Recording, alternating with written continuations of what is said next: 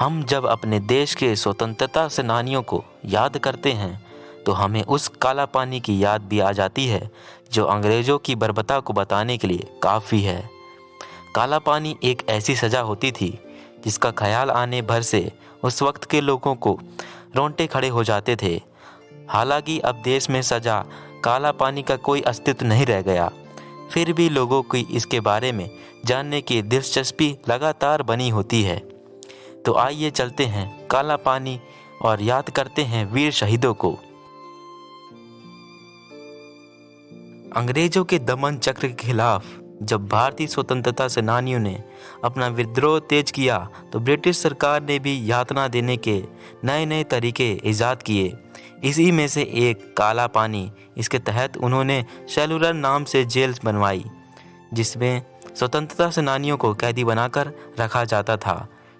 इन जेलों में प्रकाश का कोई इंतजाम नहीं किया जाता था, साथ ही समय समय पर यातनाएं दी जाती थी।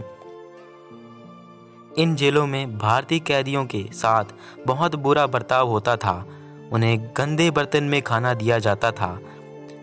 पीने का पानी भी सीमित मात्रा में मिलता था। यहाँ तक कि जबरदस्ती नंगे बदन पर कोड़े बरसाए जाते थे और जो ज़्यादा विद्रोह करता था उसे तोप के सामने खड़ा कर उड़ा दिया जाता था। वैसे तो भारतीय कैदी आम जेलों में से भाग निकलते थे, बावजूद इसके ब्रिटिश सरकार ने काला पानी के लिए बनाई गई जेल की चार दीवारी बहुत छोटी बनाई थी, क्योंकि इस जेल का निर्माण जिस जगह हुआ था वह स्थान चारों ओर से समुद्र के गहरे पानी में घिरा हुआ था। ऐसे में किसी भी कैदी का भाग पाना नामुमकिन था। फिर भी भारतीय तो भारतीय हैं। 238 कैदियों ने एक साथ अंग्रेजों को चकमा देकर वहां से भाग निकलने की कोशिश कर डाली। हालांकि अपनी इस कोशिश में वह कामयाब नहीं हुए और पकड़े गए। फिर क्या होना था, उन्हें अंग्रेजों के कहर का सामना करना पड़ा था।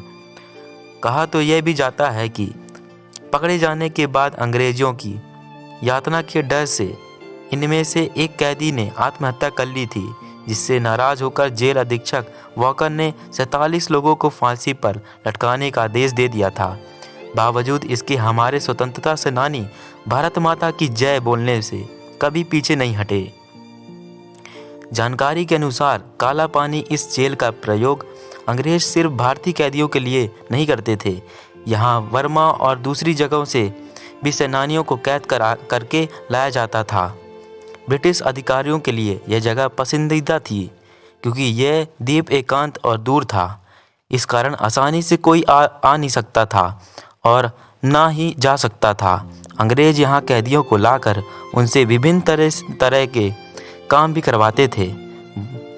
बताते चले कि 200 विद्रोहियों को यहाँ सबसे पहले अंग्रेज अधिकारी डेविड बेरी के देखरेख में सबसे पहले लाया गया था।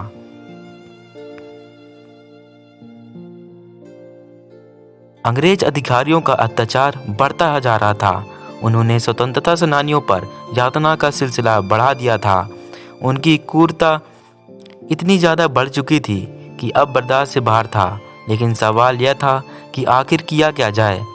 ऐसे में भगत सिंह के दोस्त कहे जाने वाले महावीर सिंह जेल में भूख हड़ताल पर बैठ गए। जब अंग्रेज अधिकारियों को इसकी सूचना हुई तो उन्होंने महावीर पर जुल्म बढ़ा दिया। उनकी भूख हड़ताल को ख़त्म करने के सभी प्रयास किए, लेकिन महावीर नहीं टूटे। अंत में उनका दूध में जहर मिलाकर उन्हें जबरन पिलाया गया, जिससे उनकी तुरंत मौत हो गई थी। मौत के बाद महावीर के मृत शरीर को पत्थर बांधकर समुद्र में फेंक दिया गया था ताकि किसी को भी इस बारे में कोई खबर न लगे। लेकिन इसकी खबर जल्दी पूरे जेल में फैल गई, जिसका परिणाम स्वरूप जेल के सारे कैदी भूख हड़ताल पर चले गए थे। बाद में महात्मा गांधी के हस्तक्षेप के साथ 1937 से लेकर 1938 में इन कैदियों को वापस भारत भेज दिया गया था।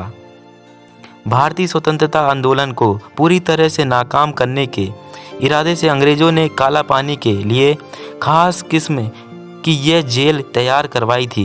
इस जेल में मुख्य भवन में लाल ईंटों प्रयोग किए गए थे, जो वर्मा से मंगाई गई थी। जेल के बीचों बीच एक टावर बनाया गया था, जहां से कैदियों पर नजर रखी जाती थी। इस जेल में कुल 698 कोठरियाँ बनाई थी। प्रत्येक कोठरी में 3 मीटर की ऊंचाई पर रोशनदान हुआ करता था। जेल में बेड़ियों का प्रबंध भी था ताकि कैदियों को इनमें बांध कर रखा जाए। 1982 में अंडमान पर जापानियों का अधिकार हो गया था, इसलिए जापानियों ने वहां से गोरों को मार भगाया था। साथ ही इस जेल में बने 7 भागों में से 2 को नष्ट कर दिया गया था। बाद में आज़ादी के बाद भारत ने इसके 2 हिस्से को गिरा दिया था। इसके बाद बचे हुए एक हिस्से में अस्पताल का निर्माण करा दिया गया था और बाकी भाग को मुख्य टावर के रूप में भारत सरकार ने राष्ट्रीय स्मारक का दर्जा दे दिया था।